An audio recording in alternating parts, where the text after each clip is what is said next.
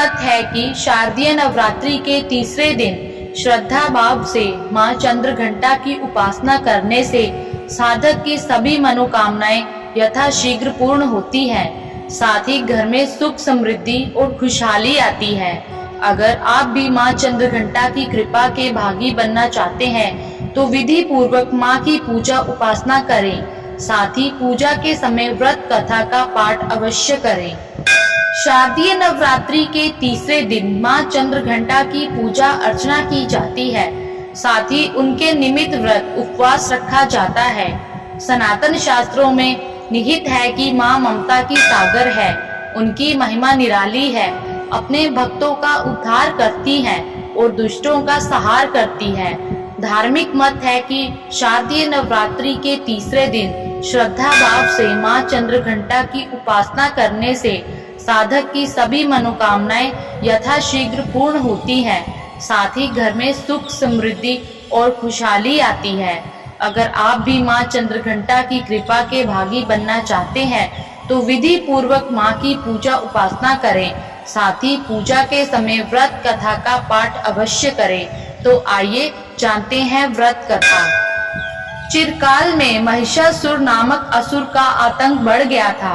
उनके आतंक से तीनों लोक में हाहाकार मच गया था। भगवान द्वारा प्रदत्त अतुल बल से महिषासुर बहुत शक्तिशाली बन गया था। वह शक्ति का दुरुपयोग कर स्वर्ग पर अपना आधिपत्य जमाना चाह रहा था। इस प्रयास में वह लगभग सफल भी हो गया था।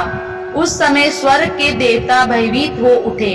स्वयं स्वर्ग इंद्र नरेश भी चिंतित हो उठे। महिषासुर स्वर्ग का सिंहासन पाना चाहता था।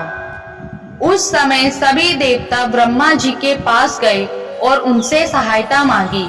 ब्रह्मा जी बोले, वर्तमान समय में तो महिषासुर को परास्त करना आसान नहीं है। इसके लिए हम सभी को महादेव की शरण में जाना पड़ेगा। उस समय सभी देवता सबसे पहले जगत के पालनहार भगवान विष्णु जी के पास गए और उनसे सहमति लेकर सभी महादेव के पास कैलाश पहुँचे। स्वर्ग नरेश इंद्र ने आप बीती महादेव जी को सुनाई।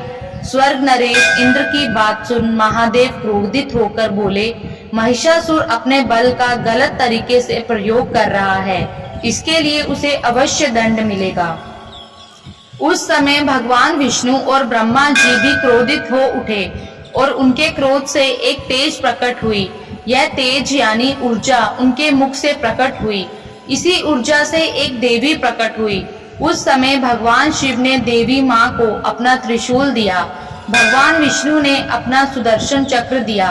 स्वर्ग नरेश इंद्र ने घंटा प्रदान किया। इस प्रकार सभी देवताओं ने देवी माँ को अपने अस्त्र शस्त्र दिए। तब माँ चंद्रघंटा ने त्रिदेव से अनुमति लेकर महिषासुर को युद्ध के लिए ललकारा। शास्त्रों में निहित है कि कालांतर में माँ चंद्रघंटा और महिषासुर के मध्य भीषण युद्ध हुआ।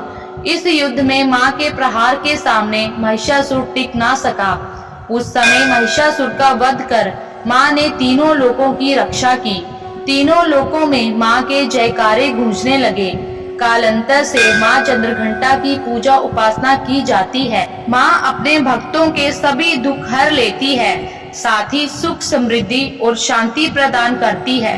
अतः साधक श्रद्धा भाव से शारदीय नवरात्रि के तीसरे दिन मां चंद्रघंटा की उपासना करते हैं। धन्यवाद।